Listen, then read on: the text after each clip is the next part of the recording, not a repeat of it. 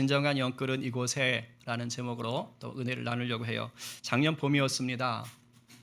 예전에 제가 사역했던 교회에 제가 이제 청년부를 맡았었는데 이제 결혼을 앞둔 청년 커플이 저한테 청첩장을 들고 찾아왔습니다. 인사하러 온 거죠. 그래서 이런저런 얘기를 이제 나누다가 제가 집은 구했어? 이렇게 물어봤습니다. 그랬더니 목사님 진짜 어렵게 구했어요. 그러는 거예요. 그래서 이제 이 친구들이 직장은 여기가 아닌데 어쨌든 광주에 집을 좀 구하려고 했던 것 같아요. 그래서 찾으러 다녔는데 작년 봄 정도라고 그래요. 도무지 광주에 집이 없더래요. 뭐 전세고 뭐고 아예 없더랍니다. 찾을 수가 없대요. 그러다가 마침 딱 하나가 떴답니다. 근데 그게 저 역 가까운 동네예요. 근데 아파트인데 신축한 지 얼마 되지 않아요. 몇 년 안 되니까 꽤 비쌌다고 합니다. 5억이 넘었다 그래요. 그래서 또 더군다나 이제 이게 전세로는 구입할 형편이 자기들이 안 되는 거죠. 대출을 그만큼 못 받으니까. 그래서 천상 이제 대출을 받아서 집을 직접 사야 되는 그런 상황이었습니다. 그래서 야, 그 많은 돈을 어떻게 구했어? 그랬더니 막 웃더니 목사님 영끌 아시죠? 영끌. 그러면서 정말 영혼까지 끌어모아서 탈탈탈 털어가지고 그래서 이제 계약을 했다는 거예요. 그래서 자기들 직장생활 그동안 했던 거 뭐 해봤자 1억도 안 되는데 어쨌든 간에 그거 털고 그 다음에 두 사람이 대출 받을 수 있는 거 둘 다 직장생활을 했으니까 하여튼 그래가지고 받을 수 있는 거 다 받고 그래도 한 1억이 부족했답니다.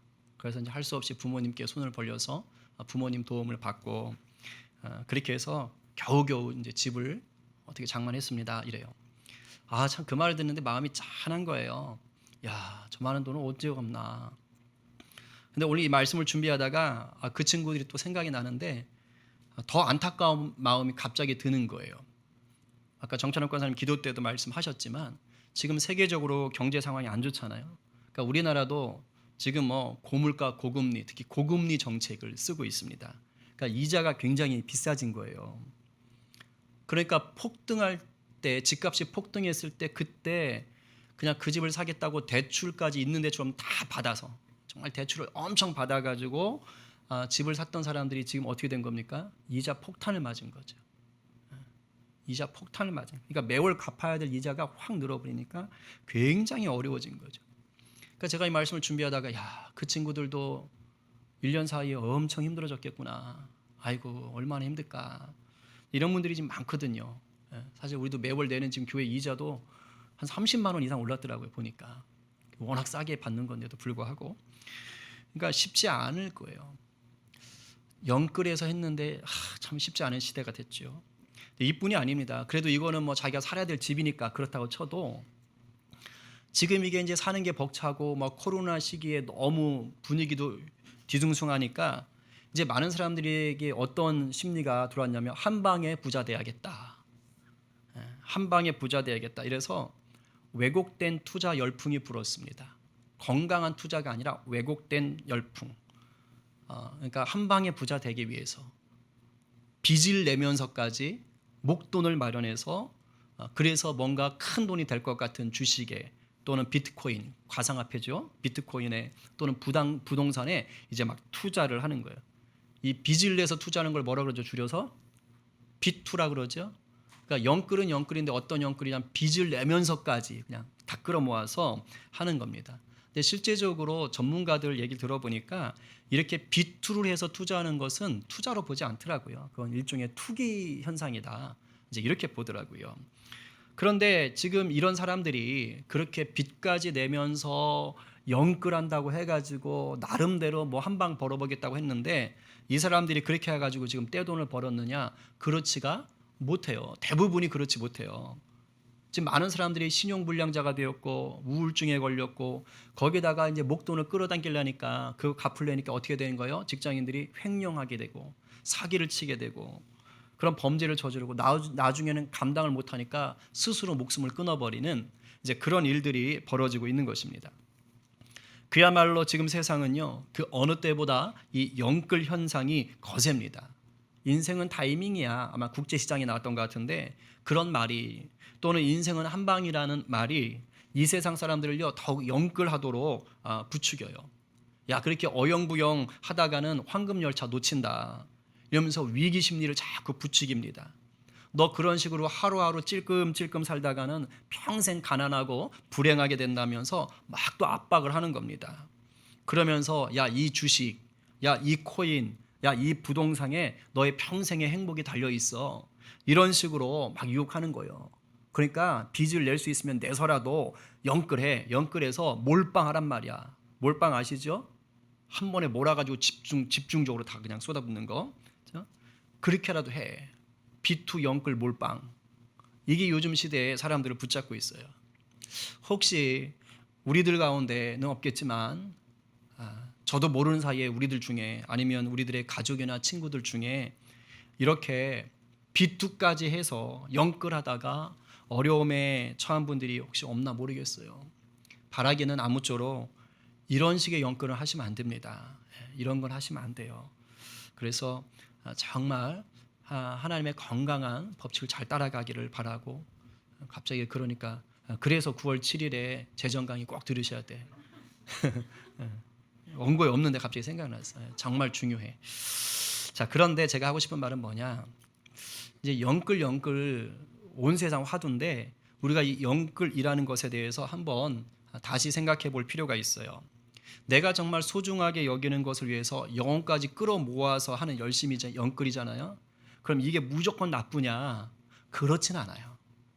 그러니까 내가 정말 소중하게 여기는 것을 위해서 정말 내 영혼까지 끌어모아서 도전하는 그런 열심, 그런 영끌 자체는 사실은 필요합니다.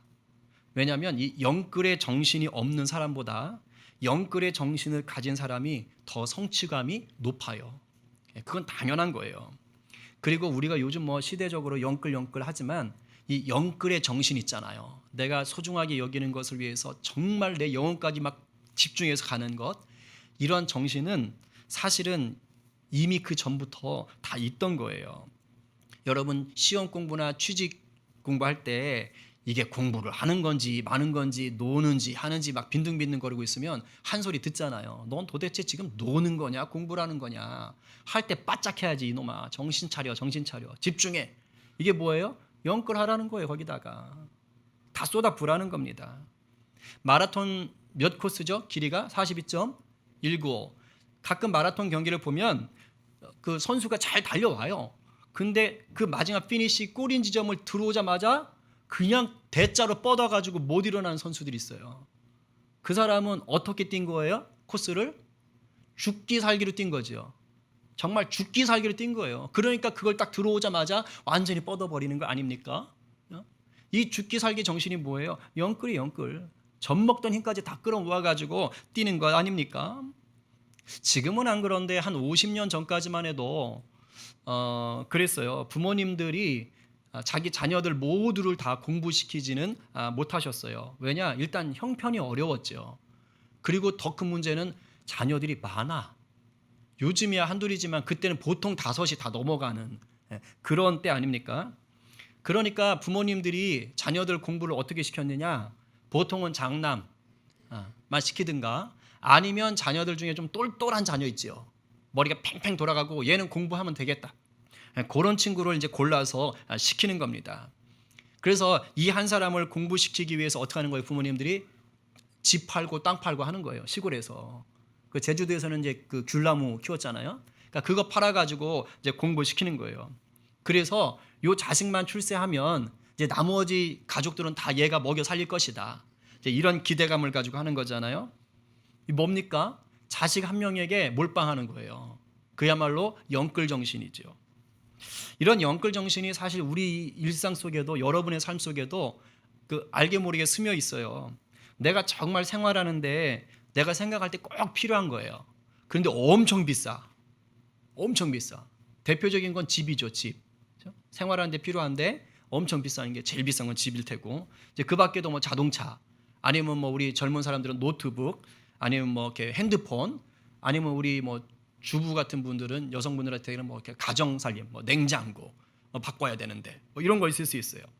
자, 이런 게 필요할 때 여러분들 이거 장만하기 위해서 어떻게 합니까? 그냥 앞뒤 생각하지도 않고 그냥 카드, 신용카드 있는데 팍팍팍 긁어요?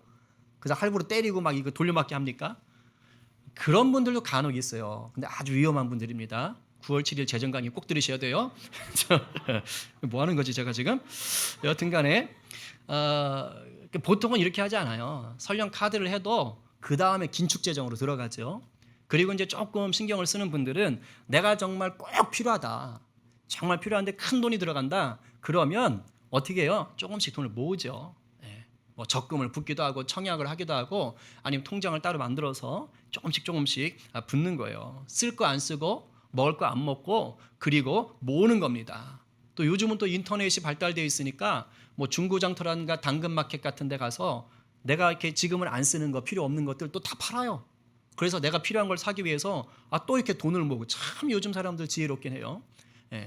그래가지고서는 이렇게 모아서 정말 필요한 것을 위해서 준비하죠. 이게 뭐예요? 이게 영끌 정신이에요. 내가 정말 소중한 걸 얻기 위해서 내 나름대로 막 머리를 쓰고 막 허리를 조르고 하는 것들, 이런 겁니다. 이렇듯이 영끌 정신 그 자체는 나쁜 건 아니에요. 오히려 이 영끌 정신이 있어야만 돼요. 그래야 활력이 있고요, 또 풍성한 열매도 기대할 수가 있습니다. 그런 점에서 우리는 영끌, 이 영혼까지 끌어모으는 인생이 사실은 되셔야 돼요. 되셔야 됩니다. 또 그랬다고 목사님이 또 영끌 해놨다고 또 막 빚내가지고 막 그거 말고, 그렇죠? 영끌 정신 가지시라고. 그런데 잘 들어요. 이제부터 중요합니다. 이 세상의 것을 얻기 위한 영끌은요, 한계가 명백합니다. 이 세상의 것을 얻기 위한 영끌은 아무리 잘 돼도 이 세상에서 그치고 말아요. 영끌의 정신을 가지고 열심히 공부하면 또 노력하면 출세할 수 있습니다. 맞아요. 모든 걸 다 쏟아붓고 공부하고 노력했는데 출세할 수 있죠. 영끌의 정신으로 하면 높은 자리에 오르거나 아니면 뭐 예체능이라든가 어떤 대중문화 쪽에서는 슈퍼스타가 될 수도 있습니다. 또 영끌에서 산 주식이나 가상화폐가, 부동산이 대박 날 수도 있어요. 그런데 이런 것들은요, 내가 죽으면 끝. 못 가지고 가.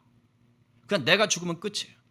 내 죽음 이유를 절대 책임져 주지 못합니다. 달리 말하면, 우리식으로 말하면 이 세상의 것을 영끌해서 얻은 것으로는 내 영생을 줄 수 없다는 거예요. 그 어떤 건 또 나에게 영생 줄 수가 없어요.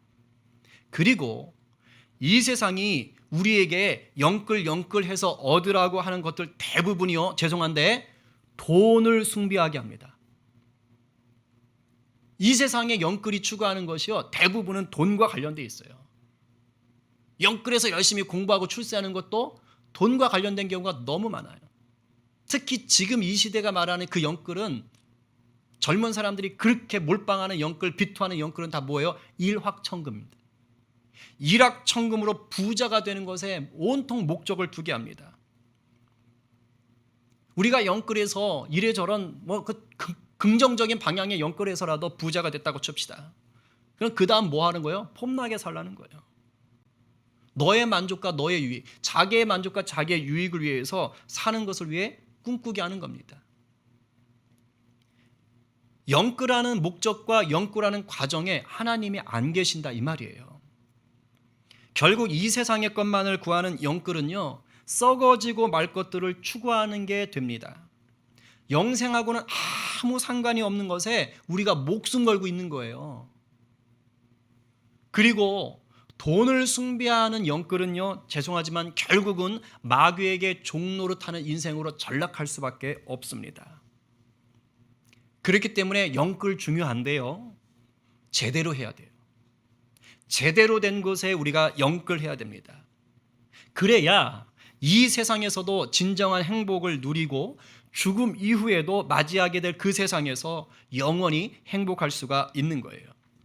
그렇다면 우리가 진정으로 영끌해야 하는 곳이 어딜까요? 오늘 본문이 그 얘기해 주는 거예요. 아주 놀라운 본문이고 귀한 본문입니다. 예수님은 오늘 우리가 반드시 영끌해서 누려야 될 게 있다고 말씀하시는 거예요. 우리가 영끌해서, 예수님이 우리에게 말씀하실 때 우리가 영끌해서 반드시 취해야 될 것은 집도 아니고 보석도 아니고 땅도 아닙니다. 주식도 아니고 비트코인도 아니에요. 예수님이 우리에게 영끌하라고 하시는 건 뭡니까? 천국입니다. 천국. 오늘 본문에서는 두 가지 비유가 나오는데 비슷한데 살짝 달라요. 하나는 아까 노래 들었죠? 천국을 무엇에 비유했느냐? 밭에 감추인 보석, 보화로 비유합니다. 천국을.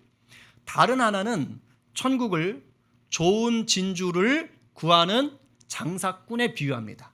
이 두 가지예요. 그렇다면 오늘 이 비유를 통해서 알 수 있는 천국이 어떤 것이냐? 우리가 좀 찾아봐야 돼요. 이 시간 이것을 찾고 우리를 향한 주님의 놀라운 계획 가운데 들어가기를 간절히 축복합니다. 옆에 분에게 이렇게 축복하세요. 천국 제대로 찾읍시다. 네, 한 번 더 다른 분에게 제대로 연결해야 됩니다. 아멘. 자, 첫 번째로 천국은요, 우리가 찾아야만 찾을 수 있어요. 우리가 찾아야만 찾을 수 있어요. 44절, 46절 상반절 이렇게 써 있습니다.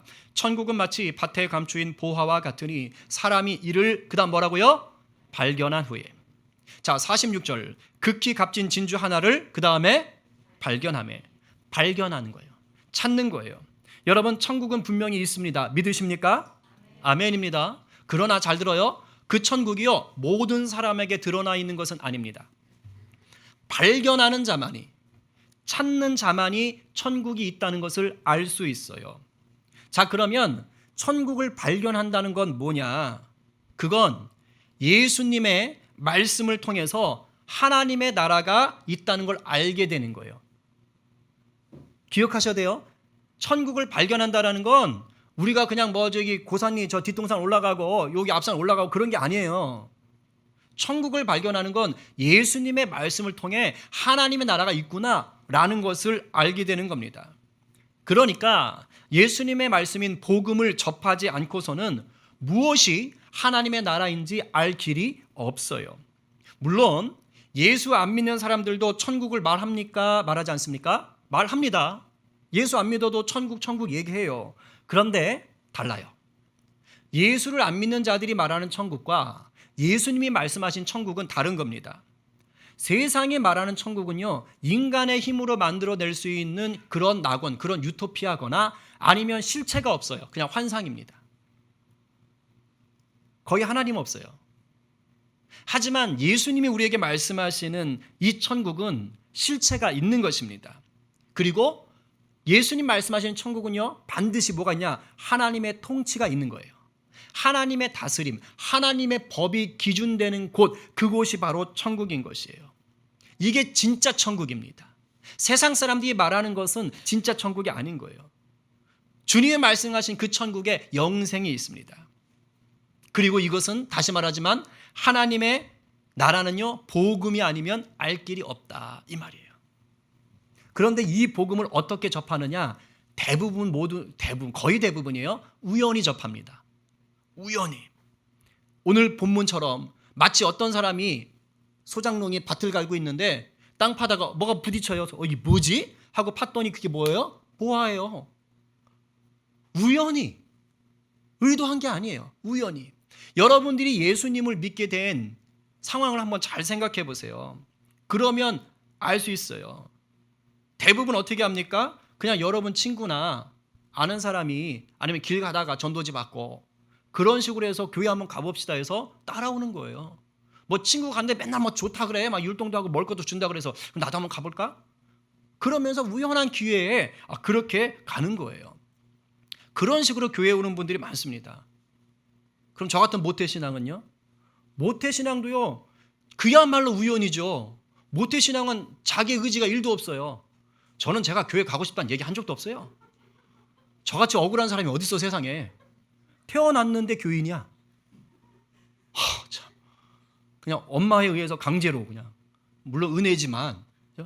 그러니까 모태신앙인 사람 말로 그야말로 우연이야. 그냥 나의 의지와 계획과 아무 상관없어. 물론 영적인 면에서 보면 하나님이 계획하심입니다. 그러나 이게 세상 일을 놓고 보면 우연한 기회에 우리가 가는 거예요. 복음을 접하는 거예요. 자, 그런데 잘 들어요.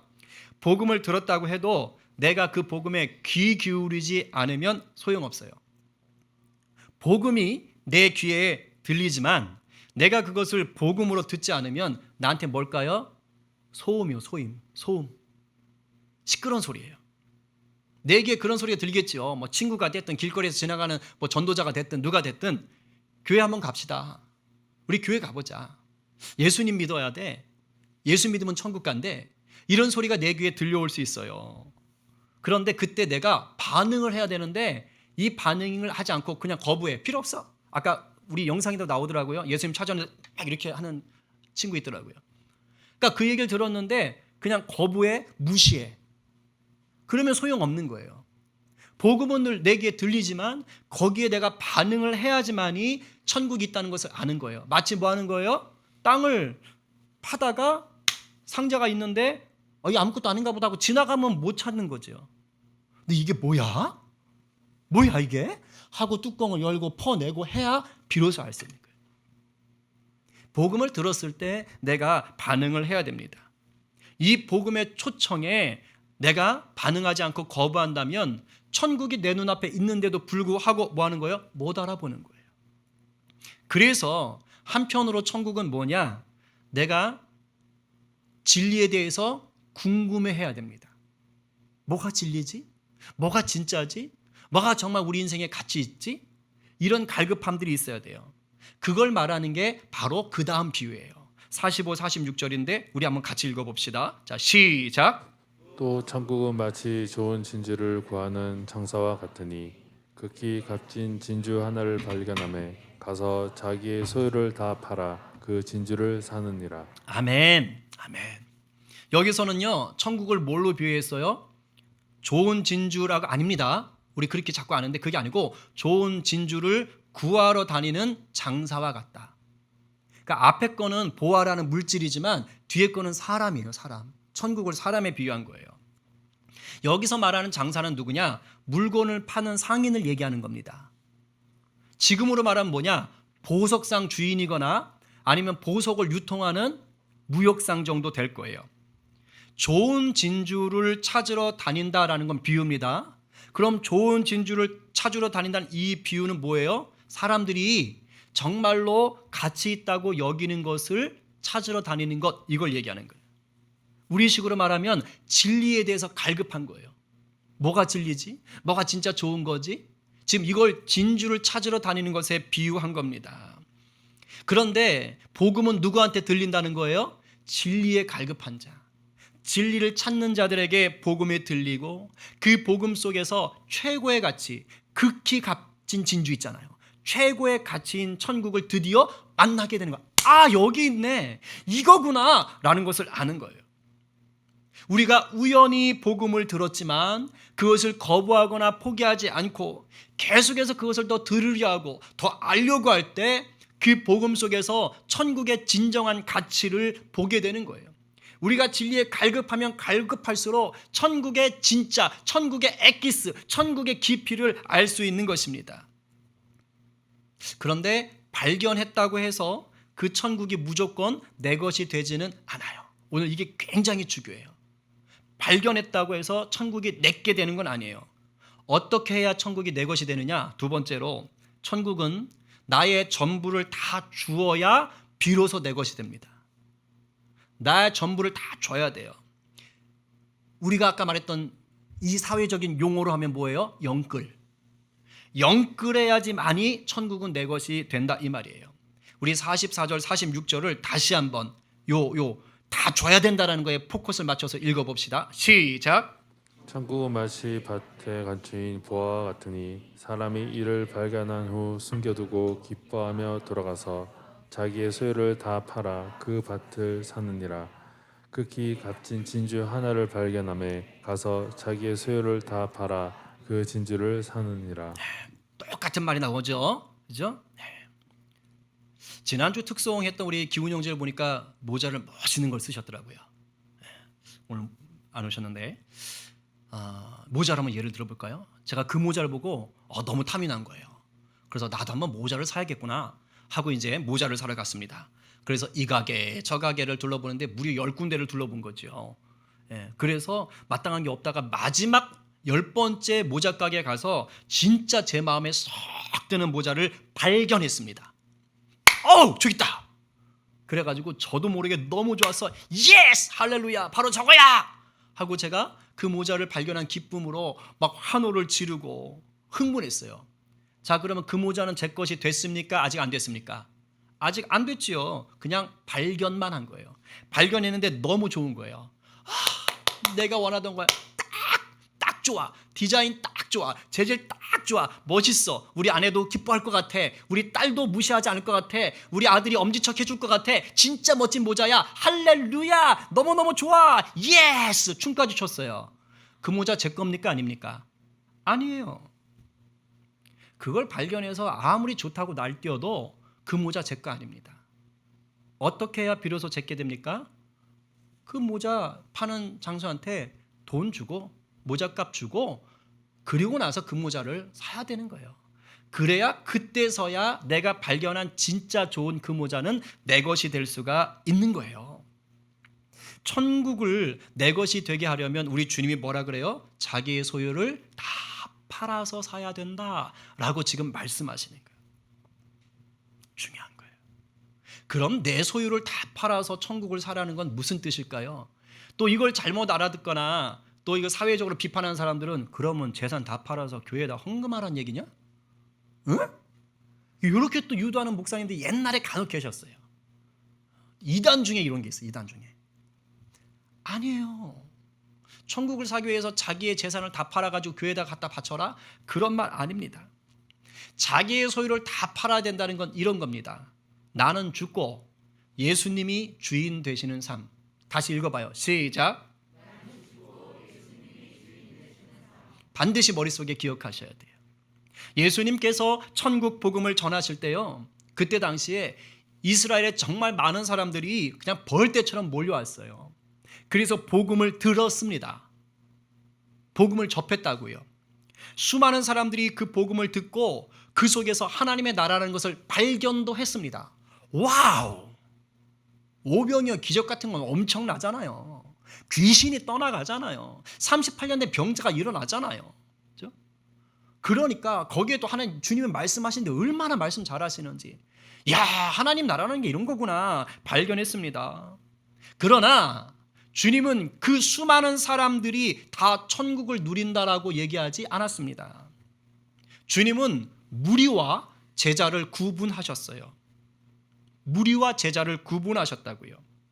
수많은 사람들이 예수님께 복음을 들었어요. 하나님의 나라를 발견했어요. 그러나 듣고 영끌하지 못한 자는 천국을 누리지 못했습니다. 그러나 예수님의 말씀을 듣고 영끌한 자는 천국을 누리는 제자가 될 수 있었어요. 예수님 말씀 한번 들어볼까요? 우리 한번 같이 읽어봅시다. 자, 시작. 수많은 무리가 함께 갈새 예수께서 돌이키사 이르시되 무릇 내게 오는 자가 자기 부모와 처자와 형제와 자매와 더욱이 자기 목숨까지 미워하지 아니하면 능히 내 제자가 되지 못하고 누구든지 자기 십자가를 지고 나를 따르지 않는 자도 능히 내 제자가 되지 못하리라. 이와 같이 너희 중에 누구든지 자기의 모든 소유를 버리지 아니하면 능히 내 제자가 되지 못하리라. 예수님이 친히 하신 말씀입니다. 네 소유를 다 팔라는 것은요, 주님을 최고로 두라는 거예요. 불효자가 되라는 뜻이 아니라 주님을 최고로 두라는 거예요. 교회다가 다 그냥 소유 재산 팔아서 헌금 그냥 갖다 바치면 무조건 천국 산다는 게 아니에요.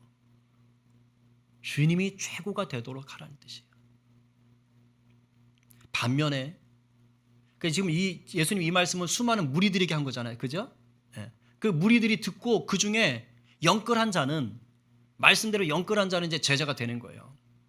예수님의 제자라 불린 자와 예수님과 대화합니다. 한번 들어봅시다. 시작. 베드로가 여자와 이르되 보소서 우리가 모든 것을 버리고 주를 따랐나이다. 예수께서 이르시되 내가 진실로 너희에게 이르노니 나와 복음을 위하여 집이나 형제나 자매나 어머니나 아버지나 자식이나 전토를 벌인 자는 현세에 있어 집과 형제와 자매와 어머니와 자식과 전토를 100배나 받되 겸하여 받고 내세에 영생을 받지 못할 자가 없느니라. 아멘.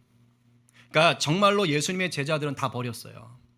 부모도 버리고 재산도 버리고. 이 말은 뭐 불효했다, 연을 끊었다 그런 뜻이 아닙니다. 우선순위를 달리했다는 뜻이에요. 정말로 다 뒤로하고 예수님을 따랐습니다. 예수님을 주님으로 모셨습니다. 여기서 다 버린 게 뭡니까? 우리식으로 말하면 영끌한 거예요. 영끌. 예수님께 영끌한 거예요. 천국에다가 영끌한 겁니다. 그랬더니 그럼 우리는 뭘 받아요? 라고 베드로가 물어보잖아요. 우리 예수님 말씀대로 다 영끌해서 다 갖다 바쳤습니다. 다 드렸습니다. 다 버리고 주님만 따라갑니다. 그럼 우리 어떻게 되는 겁니까? 질문한 거예요. 그랬더니 예수님 뭐라 그런 거예요? 쭉 뒤에 나왔잖아요. 아버지, 어머니, 재산 100배나 받고 나오죠. 그러면서 박해를 겸하여 받고. 무슨 말이에요? 믿음 생활하기 때문에 받는 박해가 있지만, 그러나 네가 버린 것들보다 더 많은 100배의 것들을 이제 너는 누리게 될 것이다 라고 해요. 그게 어디에서? 천국에서? 아니 저주에서? 죽은 이후에? 아니요, 현세에서. 근데 이건 좀 해석을 잘해야 돼요. 그러면 그냥 내 가족이 부자가 되나 보다, 그런 의미는 아니고요. 여기서 말하는 예수님이 말씀하시는 집과 형제와 자매와 어머니와 자식과 전토를 100배나 받되, 이 뜻은 뭐냐면 이제 예수를 믿은 온 세상의 하나님의 자녀들을 얘기하는 겁니다. 예수 안에 한 가족 된 자녀들이, 그 자녀들이 복음을 붙잡고 만들어가는 하나님의 나라예요. 그러니까 확장되잖아요. 그러니까 그것을 궁극적으로 우리 주님이 말씀하시는 거예요. 그런데 현세의 복만 있는 것이 아니고 예수님이 내세에 말씀하시잖아요. 뭐라 그래요? 우리가 죽음 이후에는 이제 부활의 몸으로 영생을 누린다는 거예요. 내세의 영생을 받지 못할 자가 없느니라. 이게 바로 천국이에요. 이게 주님 말씀하시는 영끌한 자에게 주시는 진정한 천국이에요. 그러니까 우리 믿는 자가 누리는 천국은 뭐냐면 죽음 이후에만 가는 천국이 절대 아니라니까요. 이 땅에서도 100배의 것을 누릴 수 있는 것이 우리 주님 우리에게 주시는 천국인 것입니다. 그러니 영끌할 만하죠. 사도 바울 아시죠? 사도 바울은 원래 예수 믿는 자들을 핍박하던 골수 중에 골수 바리새인이었습니다. 어느 날이었습니다. 그날도 예수 믿는 자들을 잡아 족치기 위해서 다메섹이라는 곳으로 가고 있었어요. 다메섹에 가는 길 위에 있습니다. 갑자기 길 위에서 목소리가 들리는 거예요. 사울아, 사울아. 목소리가 들리는 거예요. 예수님 목소리입니다. 의도하지 않았어요. 계획하지 않았어요. 갑자기 우연히 예수님을 만났습니다. 우연히 만났어요. 그리고 그 자리에서 사도 바울은 예수님께서 말씀하시는 복음을 듣고 반응합니다. 그 복음 앞에 무릎을 바짝 꿇어요. 어제까지는 예수님을 거부하고 예수 믿는 자들을 핍박하던 자였는데, 오늘 예수님의 복음을 듣고 이제 예수님을 위해서 모든 것을 다 버리고 예수만 위해 사는 사람으로 바뀝니다. 거룩한 영끌로 천국을 누리게 된 자가 된 거예요. 그런 사람이 어떤 고백을 했는지 아세요? 한번 들어봅시다. 사도 바울 고백. 시작. 내가 그리스도와 함께 십자가에 못 박혔나니 그런즉 이제는 내가 사는 것이 아니요 오직 내 안에 그리스도께서 사시는 것이라. 이제 내가 육체 가운데 사는 것은 나를 사랑하사 나를 위하여 자기 자신을 버리신 하나님의 아들을 믿는 믿음 안에서 사는 것이라. 아멘. 여러분 뭐예요? 이제 내가 내 안에 천국을 누리니까 나는 죽고 없습니다. 오직 예수의 믿음으로 예수로 삽니다. 이게 천국을 누리는 자의 고백인 거예요. 내 소유를 다 판 자예요. 사도 바울은 이렇게도 고백합니다. 계속 읽겠습니다. 시작. 그러나 무엇이든지 내게 유익하던 것을 내가 그리스도를 위하여 다 해로 여길 뿐더러 또한 모든 것을 해로 여김은 내 주 그리스도 예수를 아는 지식이 가장 고상하기 때문이라. 내가 그를 위하여 모든 것을 잃어버리고 배설물로 여김은 그리스도를 얻고 그 안에서 발견되려 하매니. 할렐루야. 아멘. 예수 믿기 전에 내가 영끌했던, 사도 바울이 영끌했던 세상의 지식, 세상의 부, 이제 돌아보니 다 똥이더라, 다 배설물이더라, 다 쓰레기더라, 다 필요 없더라. 이제 그 영끌의 정신을 가지고 뭘 산 거예요? 천국을 산 거예요.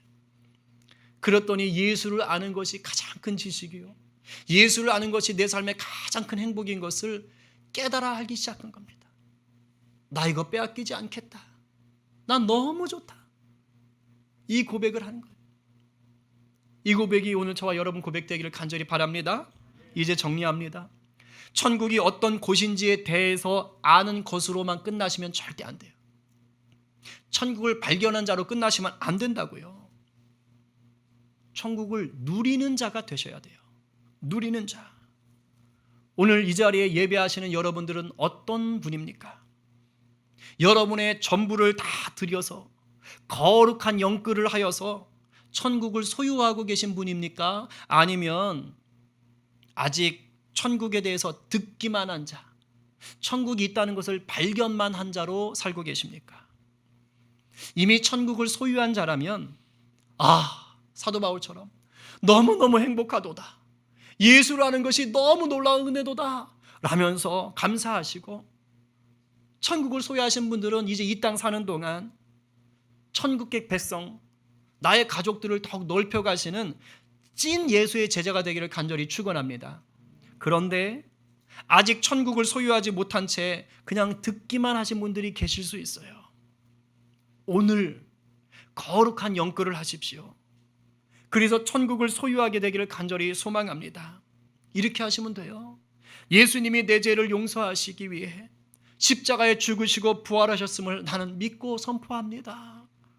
그래서 이제 나는 죽었습니다. 내 자아는 죽었습니다. 나는 예수님을 주인으로 모시고 살 것을 주님 내가 선포합니다. 그리고 이제는 주님의 말씀을 따라 살기로 결단하시기 바랍니다. 그러면 천국을 소유한 자로 살게 되는 것이에요. 이 말씀 앞에 선 우리 모두가 우리의 영혼을 다 드려 영끌하여 예수님을 주인 삼은 천국 백성으로 살아가게 되기를 간절히 축원합니다.